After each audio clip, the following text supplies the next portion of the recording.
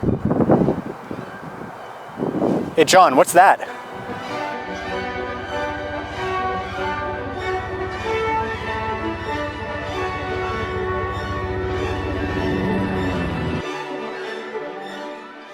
everybody, Josh Sigurdson of World Alternative Media here, and of course we're joined by author and economic analyst here at WAM, John Sneisen.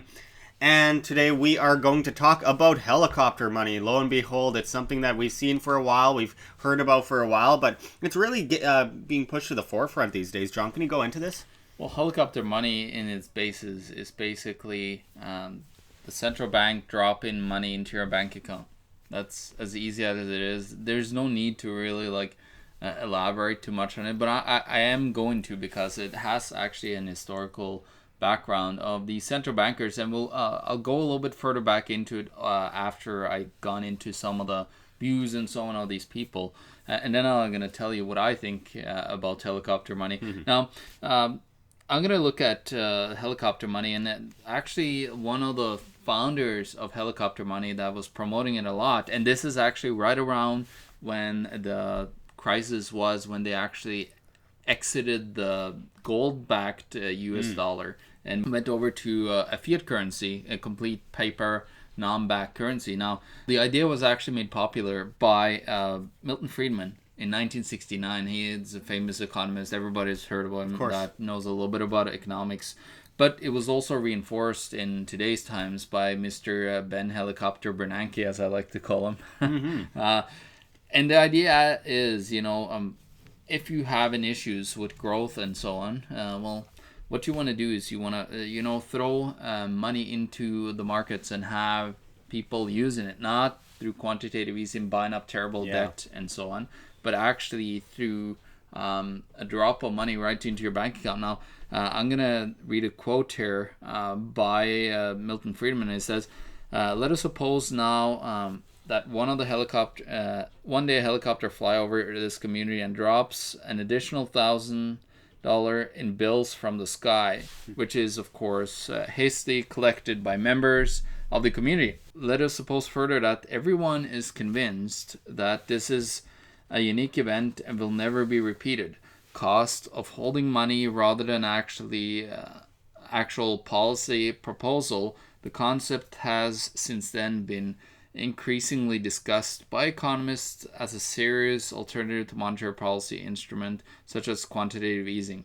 According to the proponents, helicopter money would be more efficient way of increasing aggregate demand, especially in a situation of liquidity trap, when central banks have reached what they call the zero lower bound, where we're getting negative interest rates right now. So what they're trying to say with all this jargon language is they want to say that they're actually gonna just push money out to your account. It's that easy. Like they say, liquidity trap again. It's because the markets are drying out. Like what is happening is people are saving money and trying to save money because you're starting to move into negative interest rates now, and people are wanting to save that money because it's actually like by having it outside of the banking system. If you had a negative interest rate now, you would actually make money, and it's clear that the central banks are really getting close to their end game of what is possible. And I'm gonna tell you what the end game is if they get their way.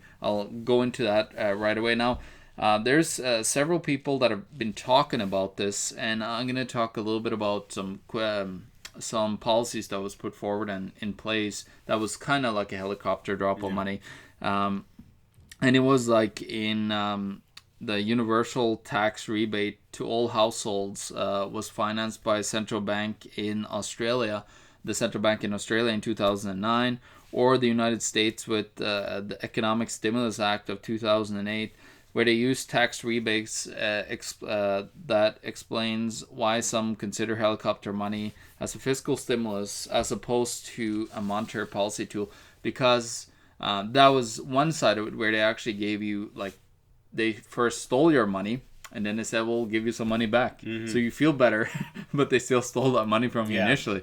I think a lot of these policies are going to be terrible. They're going to really destroy our whole system, which is flawed and destroyed in the first place. Of course. But it's last desperate breath or action that they need to take in order to keep the system from drying up and disappearing. Now, in 2016, the European Central Bank launched TLTRO program, lending money to banks at negative interest rates, which amounts to transfer to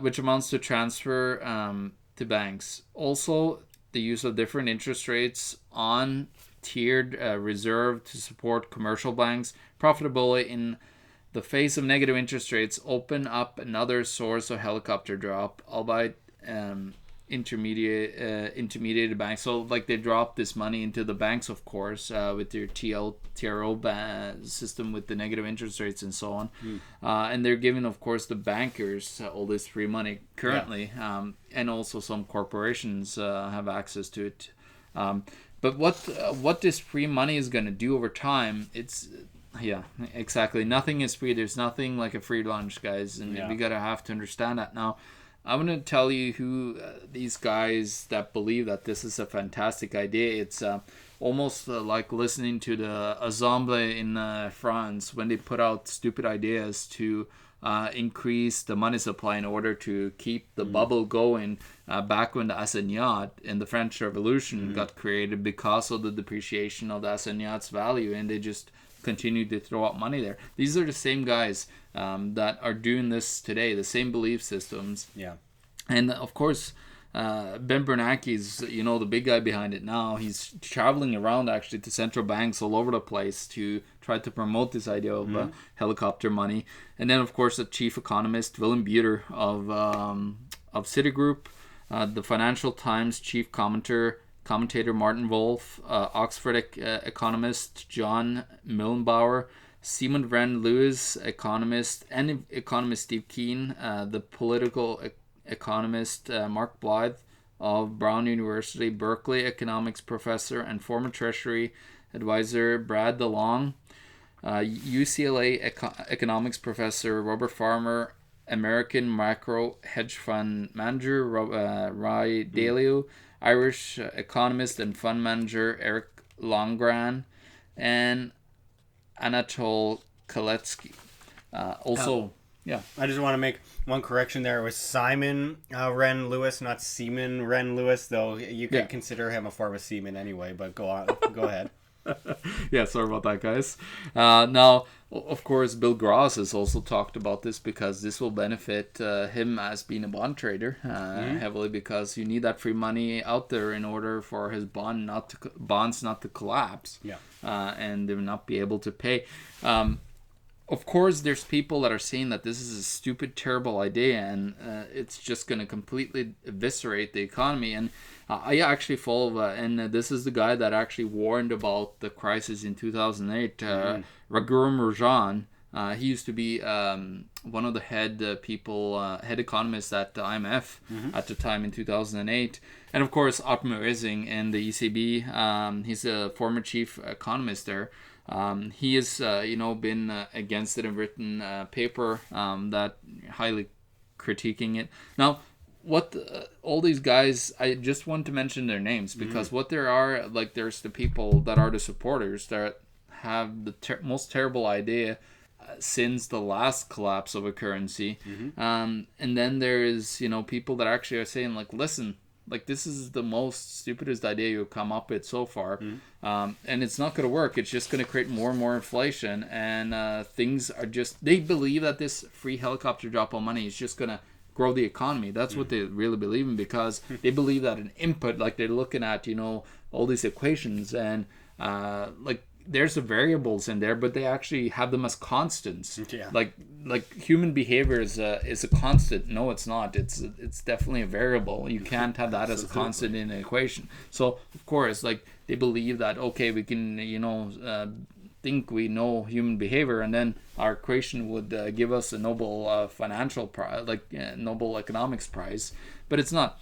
Helicopter money is a free lunch, and it's, in the simple says, if it works and succeeds in closing the output gap, people won't have to repay it through higher taxes and undesired above optimal inflation. all of this jargons, it sounds like he's almost promoting it, but is actually against it. Like this is a comment from IMF economist Blagio Basson from Italy, I would assume. But what I'm gonna just go into here is, of course, the guys that have talked about helicopter money. They talked about it in the United States with Bernanke, and also they looked at it here in Canada. They looked at it in Japan, in the ECB. All of these people are desperate, and it's time for desperate times. So what they did, they actually put out polls seeing who would actually spend this money in the Eurozone. And I'm going to show you this article here. It's called "Helicopter Money Would Boost Savings, Not Consumer Spending." And by looking at it, they actually asked people in different countries. Now, Italy, for example, was the ones that wanted the most free money. They were willing to spend 40% of the money that would come into their account. Belgium, was a little bit more conservative, but there was still 33% of people were willing to spend money. And then, of course, the worst ones, where actually people have seen hyperinflation, like Romania, Poland, the Czech Republic, they're at the bottom with from 12% to under around 18%. Because these people have seen, you need to, save money and not spend a whole bunch of money. Like, when did the logic come to that we need to spend our money as fast as possible and not save some? We don't need to save anything anymore because our central banks would just print our money and give it to us. So this is the bottom line, and this is what I wanted to tell you, what I mentioned at the start. What's going to happen if the central banks goes down this route? Is they going to keep, and also with the quantitative easing and all these things where they buy up assets, they're going to start buying stocks. They're going to actually buy up the whole stock market. Then they're going to do quantitative easing. They're we're going to get a check in the mail because the central bank owns the business that we are employed by, and it's just going to be a perpetual centrally planned system where the central bank owns everything. Suddenly you have what do we call that, Josh? Is that a totalitarian state where there's? I'd say so. I'd say it's a form of a totalitarian state. I'd say it's complete enslavement. It's a debt enslavement, and they love it. They love debt, and they love us being in debt, and they love us being able to be controlled in any way possible. Oh, exactly. It's insanity. Looking at even the thought of talking about helicopter money now. Most of these economists, you got to remember, they have only mostly studied from the 30s up to today in economics. That's what they got taught in school, and it's for a reason that they're compartmentalized in that era, because they haven't studied just past that. Actually, if they actually studied monetary history just in the 19th century, they would have studied so many hyperinflations that have happened. But before that time, you got to remember, we actually had gold and silver as money in Europe and other places in the late, early to mid 1800s to a little bit later. They actually had gold and silver as money, and they don't teach these PhD in economics that part because it's inconvenient to actually tell them that gold and silver is money and it has value. Especially when the school system is basically run by the state completely, the whole curriculum, and they don't want people knowing about this kind of stuff. Now, John, I'm a little bit disappointed that we won't be seeing helicopters dropping actual money on us. Though it would kind of hurt because real money is gold and silver, so that might cause a bit of damage to property. But it's actually not. We should actually rephrase the term. This is the wrong term. Ben Bernanke and Milton Friedman. It's called helicopter currency. Yeah, absolutely. And it's this continuation of the delusion that printing money out, and I wouldn't even just say delusion on one side, agenda on the other, that printing money out of thin air, creating debt devaluation and inflation is a good thing. We've seen this for 1,000 years. We've seen that with all the way going back to 1024 with China. You have one of the presses for the Chinese currency. And I mean, it's lasted 1,000 years, and you'd think at this point in time, people would learn a lesson. The vast populace hasn't, and that's for a reason, but you know damn well that the government the central bankers, know exactly what they're doing.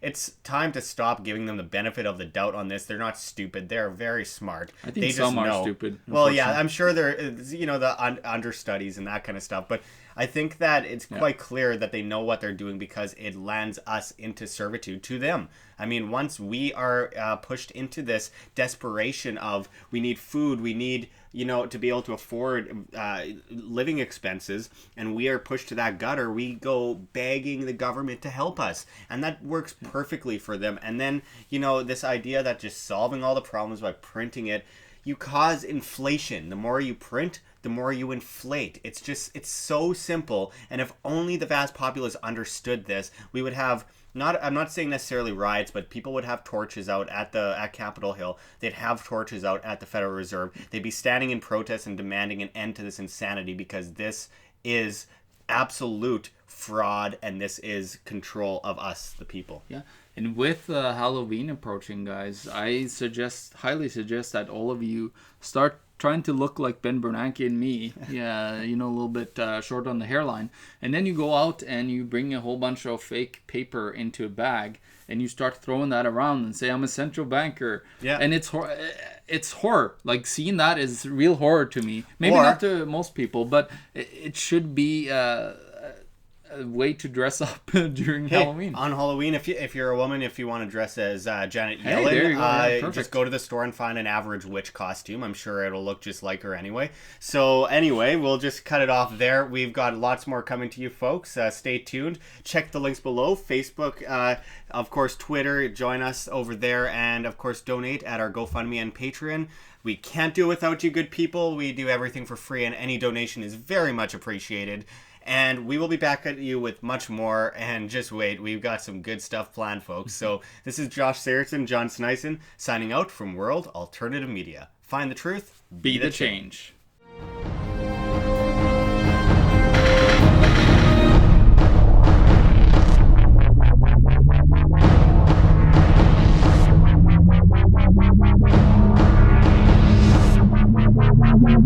Thank you.